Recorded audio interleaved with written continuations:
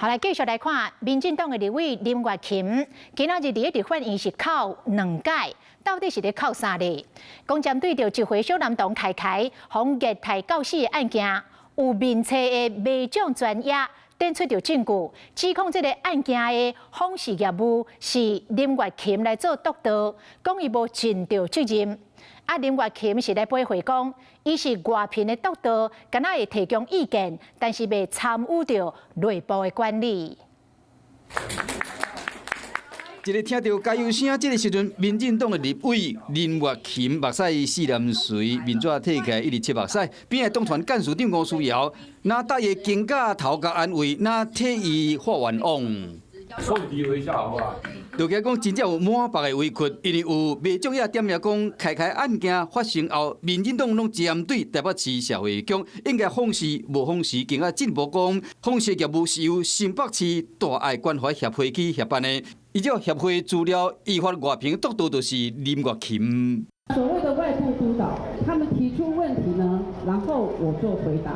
针对于他们内部，我是不做管理，也不做督导。林月琴又搁流目屎发冤枉，民进党团嘛一人一类的检将会有女性立委徛伫头前，伫甲赞声。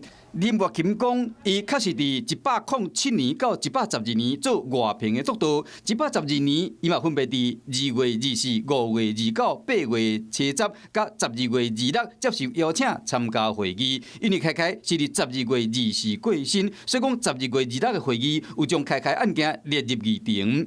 这嘛是伊头一摆知影讲过身的消息。你们对他的行政调查，他没有任何责任吗？我们有做行政调查，当天访员也是要无预警访视，那他没有通知那个保姆。他们提供我这样的讯息，说有一个孩子，我们在督导的时候就会给予意见，不要政治口水，不要用政治话术来消费一个已经逝去的生命。案件一审将伫13下晡宣判，毋但司法受到关心，政治的攻防嘛无停。Hello， 大家好，我是林依文。想要抢先掌握最及时的新闻资讯吗？赶快订阅、按赞、开启小铃铛，锁定华视新闻的 YouTube 频道。